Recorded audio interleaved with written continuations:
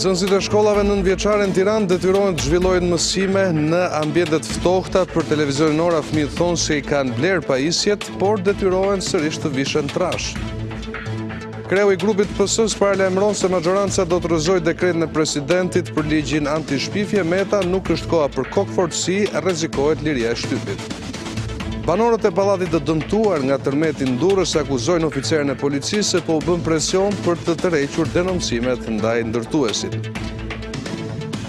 Dhoma e përfaqësuesve dërgon këtë javë në Senat raportin për 2 akuzat e ngritura ndaj presidentit Trump. Ai akuzohet për shpërdorim detyre dhe pengim të punës së Kongresit.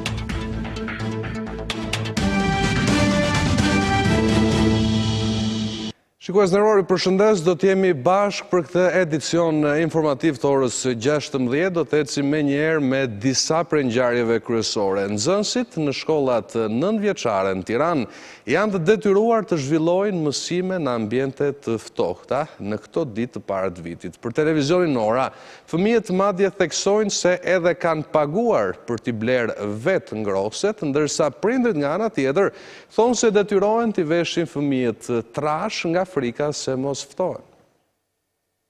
Temperaturat e ulta kanë bërë që disa shkolla të vendit të hasen me probleme me ngrohjen. Nxënësit e shkollës nënvjeçare Bajram Curi ankohen se problemi i ngrohjes nuk ka marrë zgjidhje prej disa kohësh. Për të përballuar të ftohtin, nxënësit thonë se janë detyruar të mbledhin një shumë prej 500 lekësh të reja për të blerë rezistencë për ngrohje. Por sipas tyre, problem mbetet edhe mungesa her pas here e energjisë elektrike. Ne kemi blerë vetë, kemi shtirë lek të gjithë dhe kemi blerë. Nga 5.000 lek. Nga 5.000 lek, për të ngrohtën, po hikin dritat shumë shpesh. Po s'ka, s'punojnë, vetëm i kanë vendosë edhe... Çfarë shkolle je? Të Bramcuri. Po si ja bëni në të ftohtë? Rrim. Në shkollën e Minduraku, nxënësit shprehen se mungesa e ngrohëseve e bën të vështirë zhvillimi normal të një procesi mësimor. Ngrohje ka në klasën? Jo. Në çfarë shkolle je? E Minduraku. Është e vështirë të qëndrosh në klasë në të ftohtë? Pak, se edhe dora sikur të ngrihen dhe nuk shkruan dot. Nxënës të tjerë të kësaj shkolle thonë se sistemi i ngrohjes është, por nuk ndizet që në mëngjes. Ndonjëherë nuk ndizen fare dhe Zakonisht ndizen që në mëngjes. Probleme e sistemin e ngrohjes ka edhe në shkollën Gjon Buzuku në kryeqytet. Prindrit thonë se fëmijët e tyre ankohen se kanë të ftohtë dhe i detyron ata që të vishen trash. Me sa di unë nuk ka ngrohëse. Me sa di nga djalit. Në çfarë shkolle? Gjon Buzuku. Kaldaja që thojnë këto unë s'kam parë që të ketë ngrohëse. Edhe i vogli që është parashkollor ndaj se kam çuar.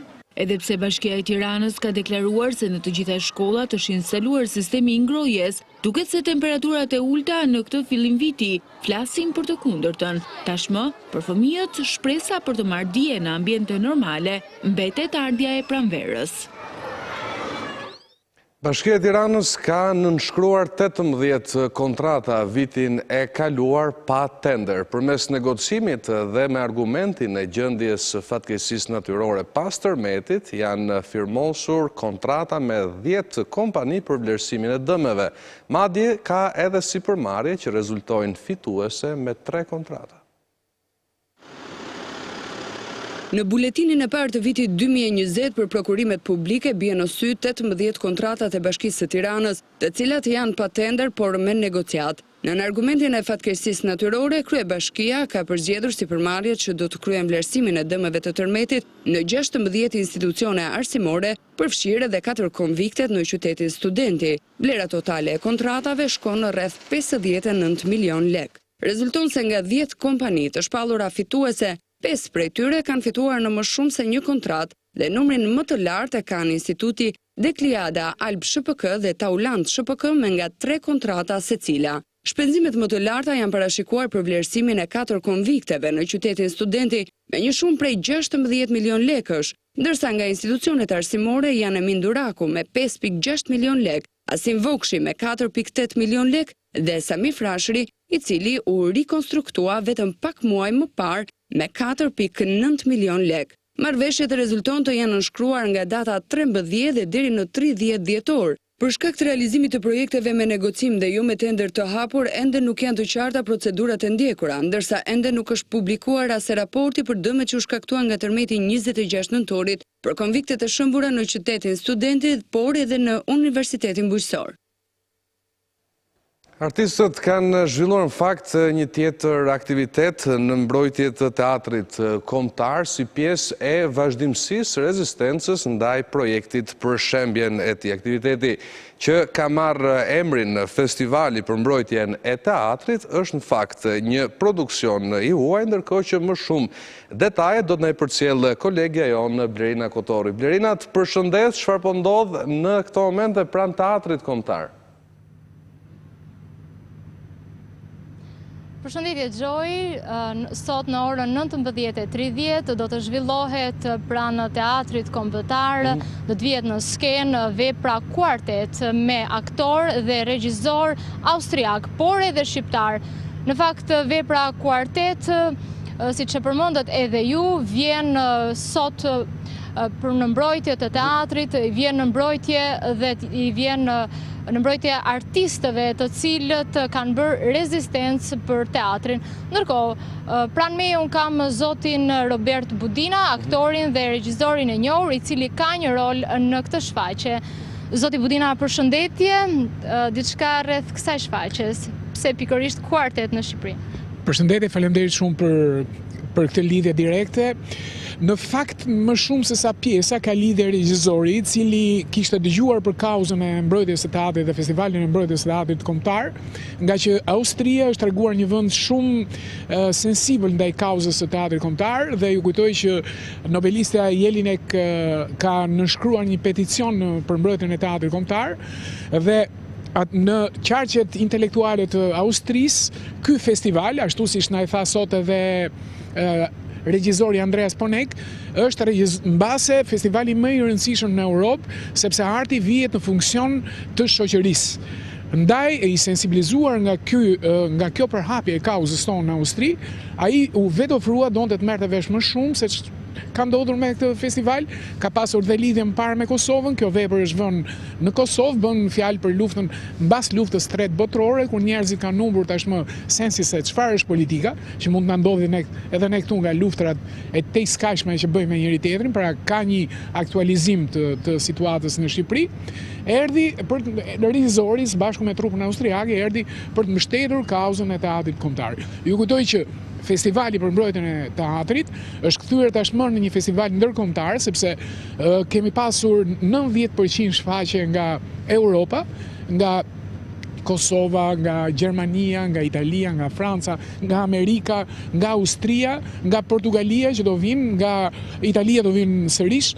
Pra është kthyer një festival ndërkombëtar dhe i ka dhënë një vlerë europiane teatrit dhe kjo ishte një arsye më shumë që Europa Nostra përzjodhi teatrin kombëtar në 14-ën e monumenteve europiane që rrezikohen në Europë. Pra është një monument për të mbrojtur dhe në mars do publikohet lista finale e 7 vendeve, e 7 monumenteve më të rrezikuar europiane. Teatri do jetë pjesë e kësaj sepse ne morëm një email nga Europa Nostra që e siguron këtë, sepse paneli këshillimor i antarëve votues e ka këshilluar që teatri duhet jetë patjetër, sepse është një rrezik të madh shëmbje nga qeveria dhe ata duhet t'i dalin mbrojtje. Ajo që kemi bërë ne me këtë festival, nuk kemi artikuluar gjuhë të ashpër politike ose partijake, por jemi fokusuar ke trashëgimia, kultura, duke i dhënë kështu një ndërkombëtarizim të çështjes.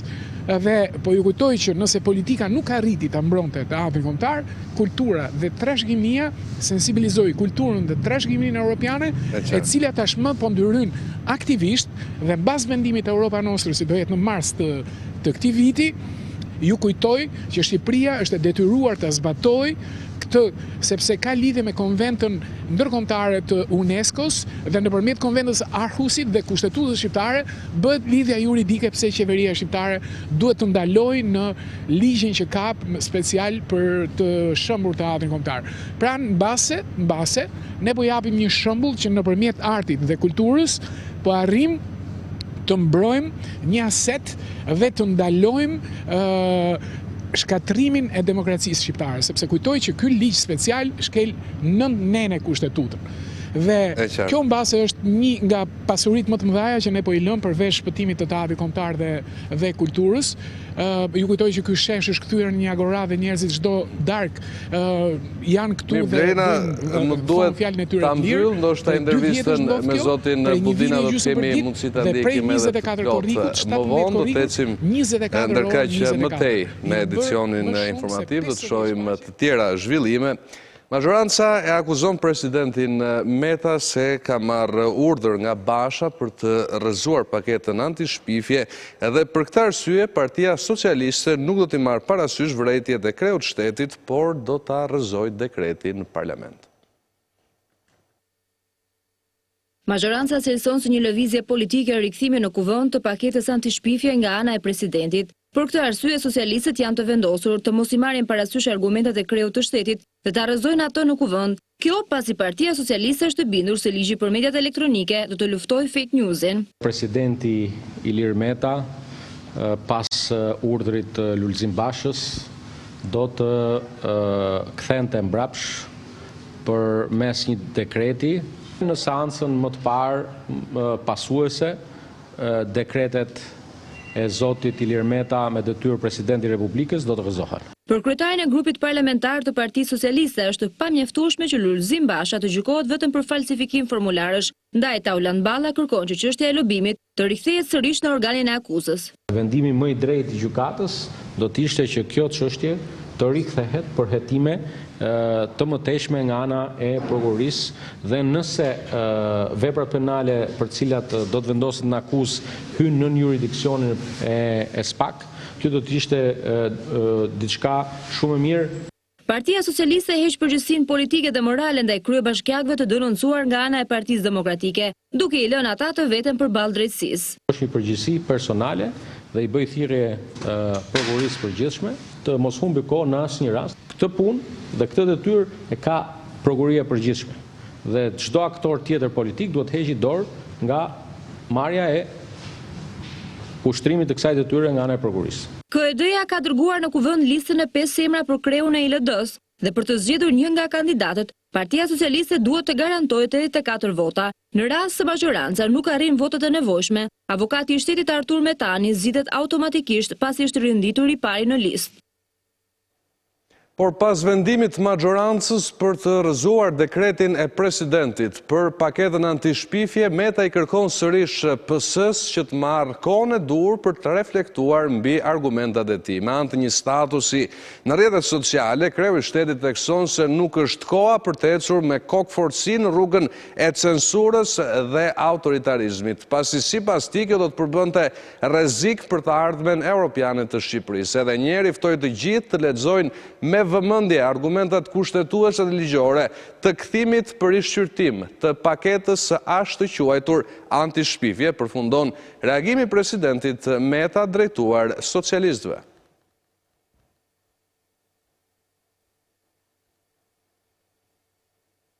Ndërkaq reporterët pa kufi kanë mirëpritur vendimin e presidentit Meta për ta kthyer në parlament për rishqyrtim paketën anti-shpifje. Ligji sipas kësaj organizate ndërkombëtare është në kundërshtim me kushtetutën dhe shihet si përpjekje që qeveria të kontrollojë median.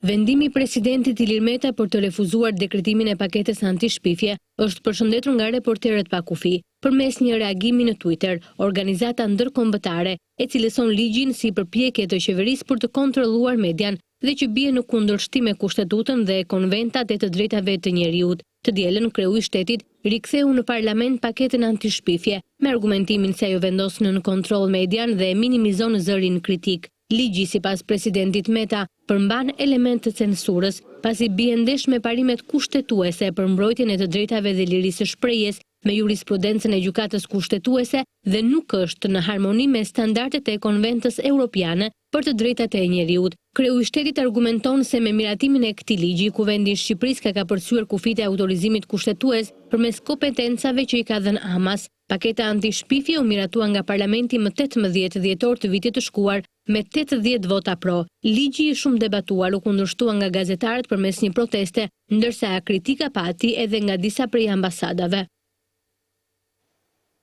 Ndërkaq, prokuroria është përballur ditën e sotme me avokatët e zotit Basha për ta shkëlqyer në çështjen ruse. Seanca ka nisur që prej orës 14 dhe në fakt detajet nga kjo ngjarje do të na i përcjellë kolegja Kedi Banushi që ndodhet pranë kësaj gjykate. Kedi, të përshëndes, çfarë pritet ndodh më tej me këtë çështje që ka shkaktuar në fakt edhe debate të forta në aspektin politik? Përshëndetje, pra që prej orës 14 ka nisur seanca paraprake për çështjen Basha, pra janë tre të pandehur, Lulzim Basha, Arben Ristani dhe Ilir Dervishi, financieri i Partisë Demokratike.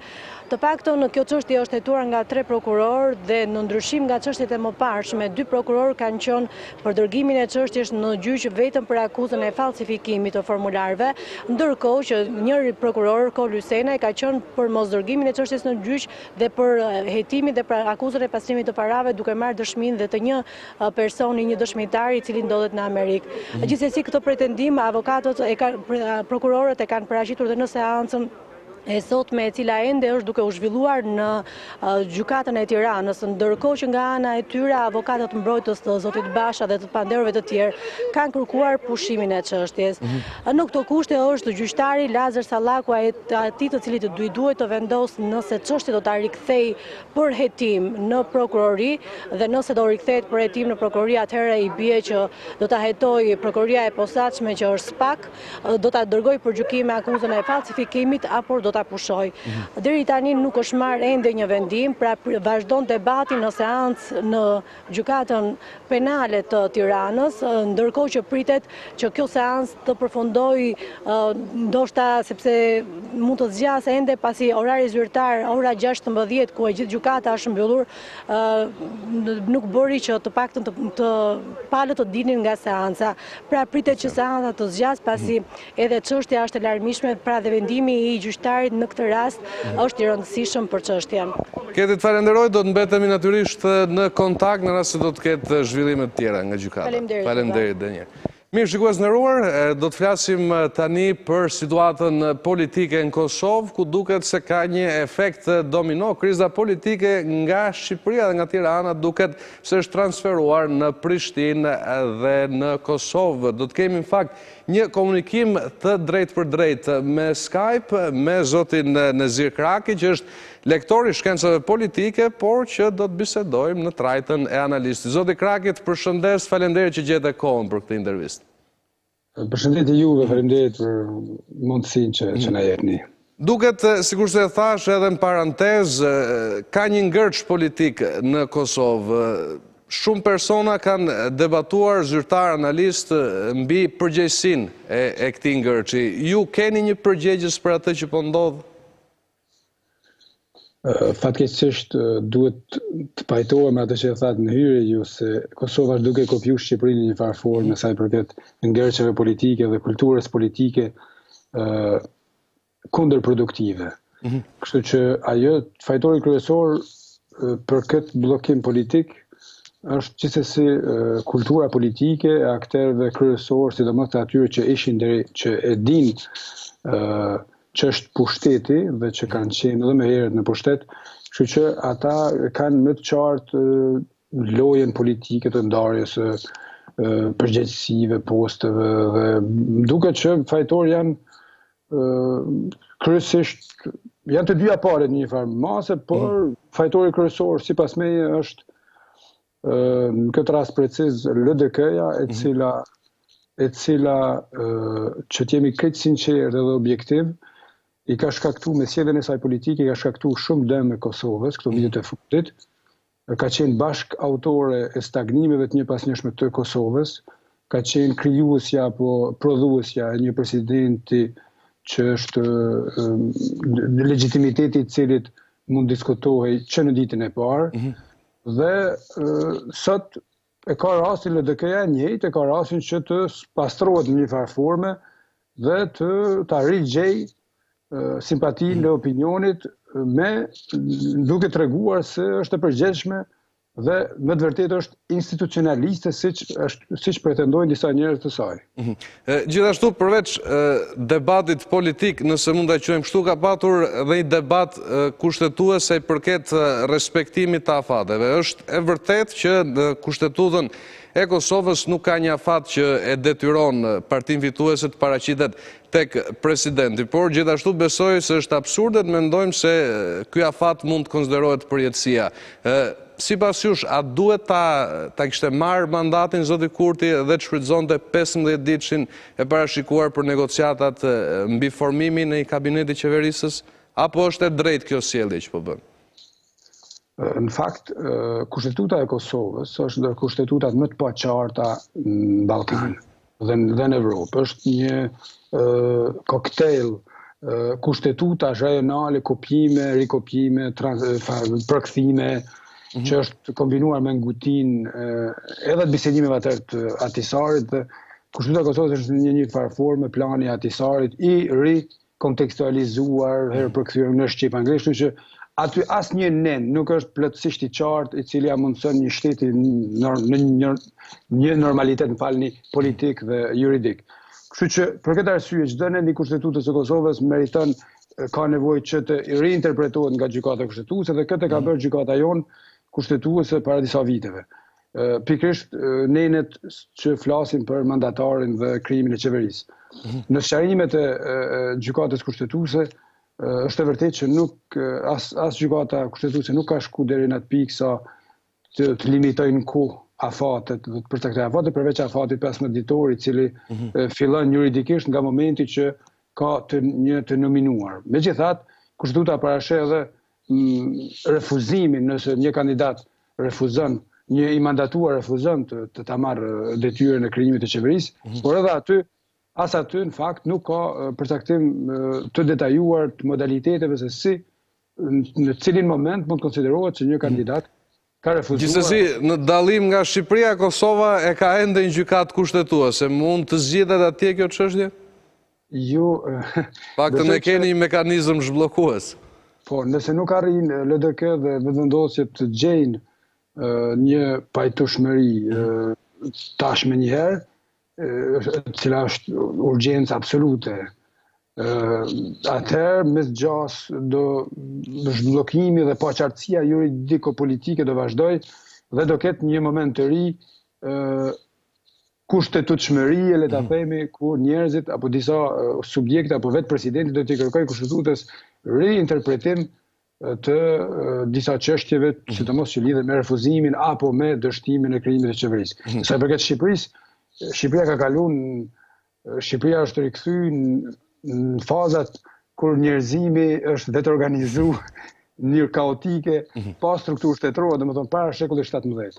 Ndërkaq, të mbetemi tek Kosova, kjo humbje kohe nga analistët është parë si një humbje e madhe për vendin, për shkak se Kosova është në disa procese të rëndësishme. Së pari, status quo-ja aktuale nuk konsiderohet e qëndrueshme as nga partnerët amerikanë. Gjithashtu, ecuria për liberalizimin e vizave dhe një proces mjaft i rëndësishëm ai i dialogut me Serbinë. Dëmtohen këto tre procese nga mungesa e qeverie për më se 3 muaj që nga mbajtja e zgjedhjeve? Po, keni të drejtë. Kosova fatkeqësisht gjendjet ende në Kosova është fut ka vite, këtu sidomos 5 vitet e fundit, Kosova është fut sipas meje në një cikël që unë kam quajtur ciklin e zhbërjes. Në ciklin e zhbërjes, Kosova ka filluar të humbë edhe aleat, edhe njohje të pavarësisë së saj. Ndërkohë që peizazhet politike në rajonet gjeostrategjike, si që është Evropa, Azia, Amerika, apo edhe në shtetet individuale që ne kishim aleat, ka ndryshu komplet, edhe në Francë, edhe në Gjermani, edhe gjithku në Evropë, ka peizazh të ri politik, ka sfida të reja politike, që lidhen me halle deri të tjera, cilat nuk gjenden më në Ballkan. Kështu që ne jemi humbës në të gjitha frontet, nëse nuk krijojmë qeveri tashmë njëherë, dhe nëse nuk dëshmojmë që kemi kapacitetet minimale për mirëmbajtjen e një sistemi shtetëror, i cili duhet ta përgatis Kosovën për konformitet legal, juridik, politik me norma dhe vlerat e Bashkimit Evropian, aty ku po synojmë të futemi. Kjo vlen edhe për Shqipërinë, e cila është edhe ajo në fazën e izolimit, nga faza e integrimit ka kalun fazën e izolimit, vetë izolimit, përjashtimit, kështu që jemi të dy vendet jemi në fazë shumë kritike që është, unë e konsideroj urgjencë absolute. S'kemi qenë kur në kaq urgjencë. Unë po kthehem edhe një tek mundësitë që ka Kosova për të formuar qeverinë. Sigurisht, po ti të bëjmë një interpretim, ndoshta rezultatit zgjedhor, gjëma e drejtë do të ishte një marrëveshje mes vetëvendosjes dhe LDK-s, por ka edhe alternativa të tjera. Këto lidhen kryesisht ndoshta me marrjen e mandatit nga LDK-ja, zgjedhje parakohshme mbeten gjithashtu një mundësi, por dhe një aleancë vetëvendosjes me forca të tjera politike. Sa të mundshëm janë këta skenar dhe a mund ta zgjidhin krizën? Po pse jo? Unë e kam konsideruar gabim caktimin ekskluziv të vetëvendosjes për partneritet politik veç me LDK-n. Mendoj që ka qenë nguti, me siguri nga dëshira për t'i dhënë fund ciklit të shbërjes dhe për të ndruar realisht kapitull politik, por megjithatë nëse shtrim në kohë dhe në gjeste politike, si edhe në LDK si parti, nuk mund të themi që LDK del më pastër apo më konstruktive se sa parti tjera. Nëse i masim dëmet dhe favoret, dëmet dhe të mira që ja kanë shkaktuar Kosovës. Kështu që nuk duhet përjashtohen konfiguracione të reja, nuk mund përjashtohet as një konfiguracion në të cilin do të ishte një pjesë e LDK-s, nëse brenda LDK-s krijohet një listë me deputetët të zgjedhur, një listë, një mendim i tjetër politik, një qasje tjetër politike, si që ndodhë shpesh në Francë, ku brenda partia nuk prishet, por brenda saj krijohen rryma, mendimet ndryshme, cilat grupohen rreth një liste dhe mund t'i bashkangjiten një qeveri e tashme. Për shembull, një pjesë e LDK-s me AK-n dhe parti tjera të vogla, pse jo, mund të krijohet qeveria. A ka kuptim mbajnë sërish zgjedhje është një opcion që është kritikuar të paktën nga analistët? Mendon se mund të ndryshojnë variablat nëse ka një tjetër proces zgjedhor brenda një kohe relativisht të shkurtër, duhet të thënë? Nuk pres zgjedhje të reja. Nuk ka as kushtetuta, nuk e zgjedhje të reja nëse shkohet që të vim deri te zgjedhjet e reja duhet të dështojnë gjitha opsionet. Kështu që opsioni 2 dhe këtu e kam edhe unë personalisht dyshimin që fatkeqësisht LDK tashmë LDK ka po dëshmon fatkeqësisht që ka apetite postesh dhe peshe politike, institucionale, më shumë se sa apetite për shtetbërje. Derisa vetëvendosja sipas meje ka synim krijimin e një qeverie që do të kryej punë dhe do të kryej punë urgjente, atëherë LDK po del që ka një farë synimit të fshehtë që të vazhdohet një farë lloj paqartësie politike në Kosovë, pjesë e cilës LDK-s i konvenon të jetë, sepse gjithmonë ka qenë. Por nëse LDK bëhet pjesë e konfiguracionit qeverisës tashëm pa vetëvendosjen, LDK e di që i merr gjitha, sepse parti tjera janë të gatshme që japin secilit partner të mundshëm gjitha postet ministrore me kusht që ata që kontrollojnë Kosovën tash ta vazhdojnë kontrollin mbi të pa qenë hiç ministra, as kryeministra, s'u interesojnë aty në shumë postet, aty nuk intereson ta kenë kontrollin e hyrjeve në kufi, daljeve, doganave, aseteve strategjike, posta, telekomi, mediat, gjitha këto që veç i kanë sot.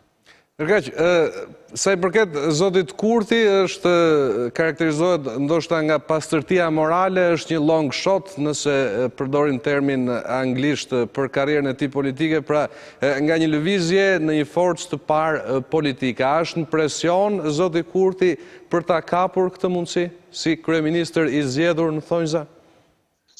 Po, është në presion, sepse edhe besoj që duhet ta kuptojmë zotin Kurti dhe lëvizjen e tij, sepse, siç e thatë ju, janë lëvizje që kanë ndërtuar ndër vite një mendim politik, një qasje politike me bazë pastërtinë, moralitetin politik publik, dhe tash janë përballë një dileme ku duhet Amerikanët you have to deal with, duhet gjesh rrugë me njerëz cilët i ke denoncu, cilët i ke kundërshtu. Në fakt, kur ndërton me 10 vite mendim politik... A është i detyruar të bëj kompromis, pra? Këtu është pak... Kjo po dëshmohet që edhe vetëvendosja e ka vështirë të pranoj kompromise dhe sepse nuk i pranon kompromiset si nocion. Ka problem spari me nocionin e kompromisit me të keqen. Dhe aty është problemi pak më shumë filozofik se sa politik, sa i përket vetëvendosjes. Kështu që ata duhet të futen tash në një fazë të re të mendimit që është politik bërje konkrete dhe i cili e pranon kompromisin si pjesë të politik bërjes dhe duke qenë prisi një qeverie. Nëse prisi është i pastërt, atëherë dhe ka ambicje dhe qëllim që të ndërtoj vërtet politik bërje të pastërt, atëherë edhe nëse një pjesë apo disa organe aty vinë nga mjedise të konsideruara si jo 100% pastërta më herët, atëherë kjo nuk mund t'i prish punë, sepse tek e fundit prisi, programi, vizioni i qeverisë çon pesh, më shumë se sa disa individ që do vinin nga parti tjera, cilat i kemi denoncu publikisht më herët. Nërkaq, në një pyetje të fundit, sa i përket rolit presidentit Thaçi, është parë për vite me radhë si një figurë dominante politike në Kosovë. Si e ke parë rolin e tij në këto momente kur i duhet të bëj bashkë ndoshta dy palë po të merret parasysh parashikimi kushtetues për pozitën e kreut shtetit në Kosovë? Po, zoti Thaçi ka me ose pa aftësinë e tij ka arrit me gjithat tjetë në krye të skenës politike, ose si kryeministër, ose si ministër, ose si presidentash, po kudo që ka qenë, kudo që e ka gjetë puna, që themin në Kosovë, ai me gjithat ka pas pesh, ka pas ndikim. Edhe nga presidenca, gjithë e di në Kosovë që ai ka shumë ndikim ish partinë e tij, PDK-n, dhe njerëz të tij kanë vazhdu të jenë faktor esencial në konstelacionet politike të partisë njëherë, pastaj edhe të Kosovës. Presidenti Thaçi mendoi unë që ky bllokim politik dhe kjo mjegull e re që është kriju tash dhe hezitimi i LDK-s për të kriju qeveri me vendosjen lidhet me synimin e Hashim Thaçit si presidenti tashëm që ta siguroj mandatin e tij të dytë. Kështu që e qartë, mbetet edhe në qasjen tuaj një lojtar në politikën kosovare. Mirë, zoti Kragë, unë të falenderoj edhe njerë për intervistën. Ju falenderit juve, ishte kënaqësi. Mirë, shikues nderuar, do të ecim me tjera zhvillime, do të themi tani në Tiranë, aty ku Partia Demokratike e shen fakt reformën zgjedhore si mekanizmin më të mirë për daljen nga kriza e thellë politike që ka përfshirë vendin. Kjo, sipas nënkryetarit Edi Paloga, do të ishte një shans i mirë për nxjerrë vendin nga kriza, por në të kundërt, sipas tij, rruga e vetme do të ishin protestat. Partia Demokratike nuk ka ndryshuar qëndrimin sa i përket zgjedhjeve të parakohshme me qeveri teknike, e për këtë nuk përjashtohet mundësia e rikthimit në protesta.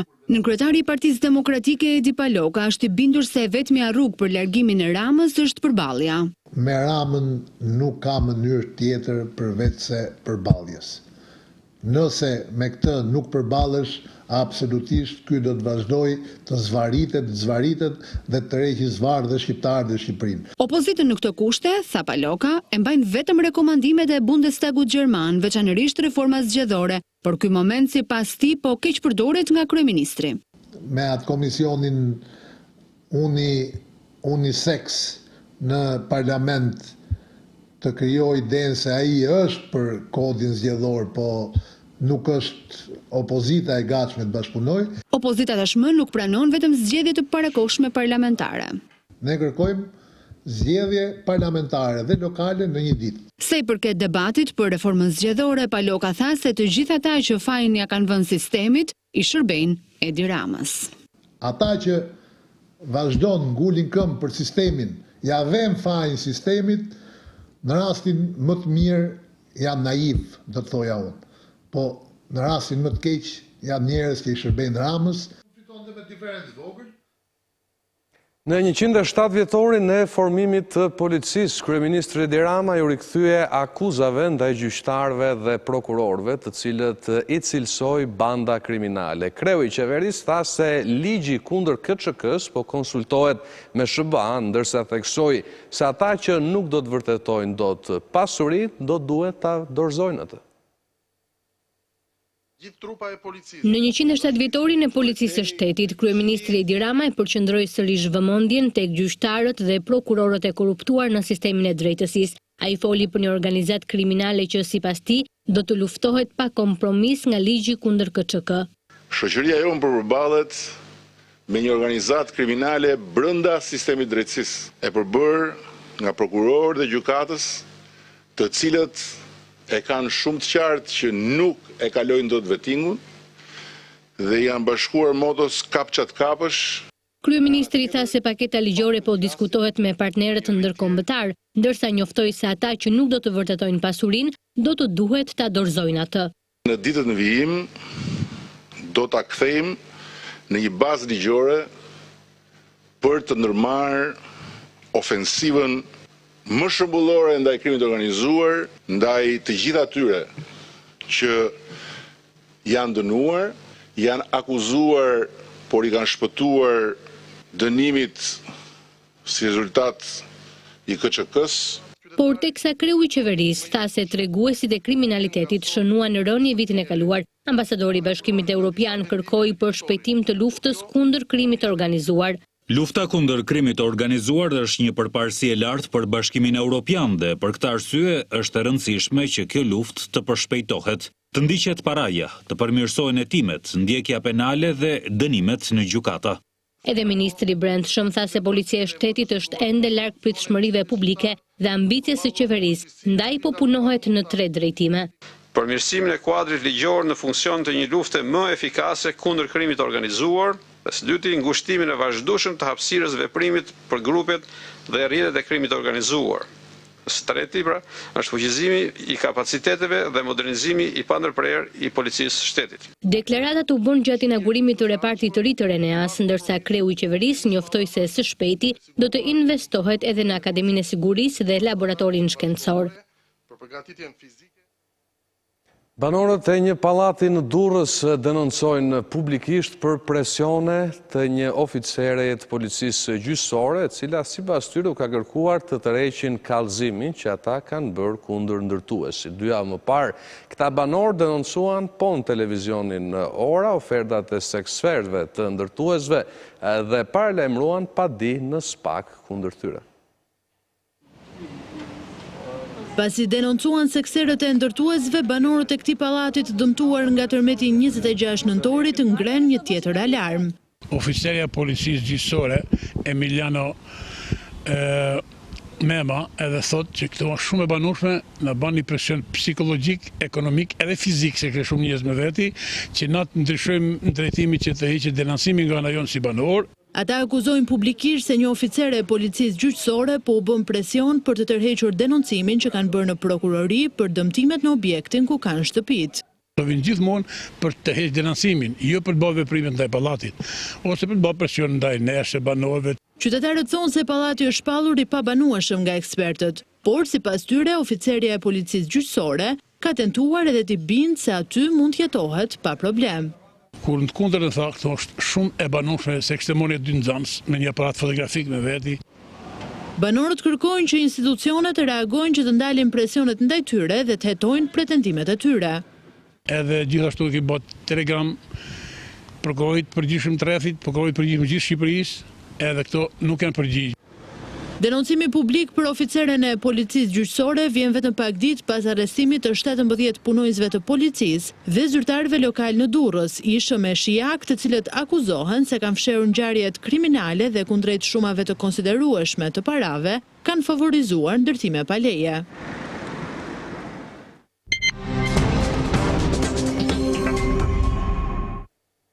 Një operacion i Guardia di Financias italiane ka goditur një bandë trafiku të kokainës që përbëj edhe nga shtetës shqiptar. Sasia prej 333 kg kokain u kap në portet e vendit e fshehur mes pllakave të granitit. Nëse do të shitej, vlera e saj në treg mund të kalonte 100 milion euro.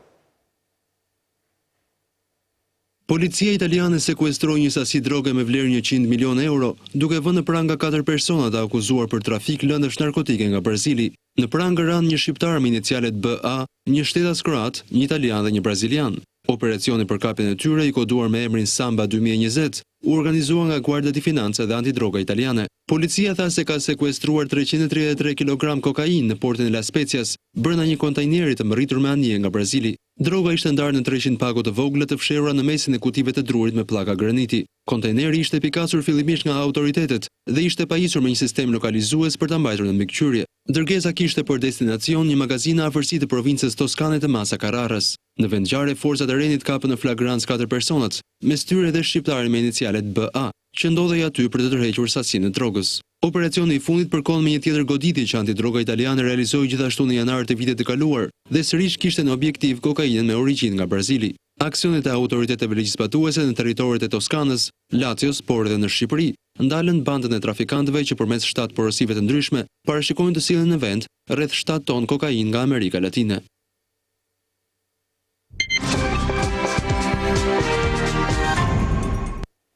Ditën e sotme është inauguruar spitali i ri i kirurgjisë Frederik Shiroka. Spitali ka një kapacitet prej 120 shtretrish dhe 7 sallash operacione.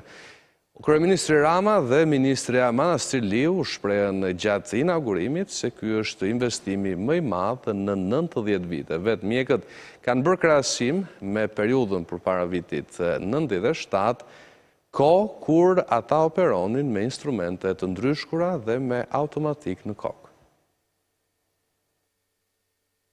Me instrumente të ndryshkura, mjedises pak të përshtatshme dhe shpeshherë me automatik në kokë. Kështu u është dashur të kryejnë detyrën dekada më parë kirurgët shqiptar. Kohën e vështirë ka risjellë në vëmendje profesor doktor Besim Elezi. Kemi parë sallet e operacionit të tipit lazaretit mesjetar, kur sterilizonim me alkohol, i dignim instrumentat me alkohol ose ne vinim në legen me sublime. Kur instrumentat ishin të ndryshme dhe nuk pris, si thot një kirurg anglez që erdhi këtu në 97. Kjo ishte gjendja, përveç situatave të vështira në 97 e tjerë që ne operonim me automatik. Të ndjekim tani deklarat live për mediat nga ish sekretari përgjithshëm i PD-s, zoti Arben Ristani, sa i përket çështjes ruse. Pastër për shkak, ju thash, të dhunës politike dhe të interesave politike. Unë ju thash është thjesht një akuzë e montuar politikisht dhe që u duk qartë që është e tillë, edhe për shkak të qëndrimit që u mbajt nga prokuroria. Kanë qenë veprime totalisht ligjore nga ana e Partisë Demokratike dhe me sa duket, unë e kam deklaruar dhe një rast tjetër kur jam pyetur nga gazetarët që sado që të ndikojnë te drejtësia, gjithmonë do ketë njerëz që do arrin të japin drejtësi dhe drejtësia është ajo që i mungon këtij vendi dhe këtij populli dhe që duhet me siguri me shumë dashamirësi dhe forcë të mund ta sigurojmë. Zoti Ristani, nga rrimi paratë që ka paguar Partia Demokratike, nga rrimi paratë që ka paguar Partia Demokratike për lobistin Muzin për këto kontrata lobimi në Washington. Partia Demokratike ka paguar para që rrjedhin nga buxheti i saj dhe që i ka deklaruar ligjërisht në Komisionin Qendror të Zgjedhjeve. Faleminderit. Fakti që prokuroria ishte për qartë, parashikoni ju që me këtë rast, mbas këtij vendimi, prokuroria nuk do të apeloj vendimin e gjyqtarit paraprak? Unë mund të analizoj vetëm atë që ndodhi dhe nuk mund të parashikoj. Unë parashikoj që do të vazhdoj që njerëzit e drejtësisë të japin drejtësi dhe që brenda prokurorisë ka njerëz të ndërgjegjshëm dhe të përgjegjshëm dhe këtë e kam thënë me kohë, por ajo që përsëri mund ta duke u thënë juve, le t'i turpërojmë këta prokurorë që arrin dhe thon falsifikim me mosveprim. Është një akuzë që një studentit ja thuash, po për më tepër që rastin nëpërmjet mediave t'ja them gjithë publikut të juristëve, po dhe publikut më të gjerë, që falsifikim me mosveprim. A mund të ketë logjik normale që parashikoj falsifikimin me mosveprim? Ja, kjo ishte akuza e përse prokuroria. Edhe një pyetje, krahasuar me të tjerët, ju ishit i vetmi që erdhët në gjykatë dhe respektuat kërkesën e gjykatës. Dy të tjerët, zoti Lulzim Basha dhe Ilir Dervishi, përse mungonin në ndjenjën tuaj? Dhe a u dha vendimi i zbardhur nga gjyqtari paraprak? Unë erdha sepse më është, si thua, në karrierën time për 28 vite si jurist, këtë lloj salle e kam parë nga pozicioni i gjyqtarit, e kam parë. Mirë, ishte fjala e zotit Ristani pas përmbylljes së dosjes Basha dhe përmbylljes së kësaj çështjeje të shumë debatuar gjatë javëve të fundit. Do të ecim ndërkaq me tjera zhvillime, do të shohim ngjarjet nga bota. Qytetarët iranian vazhdojnë të protestojnë kundër vendimit të autoriteteve për të fshehur rrëzimin e avionit me 176 pasagjerë në bord.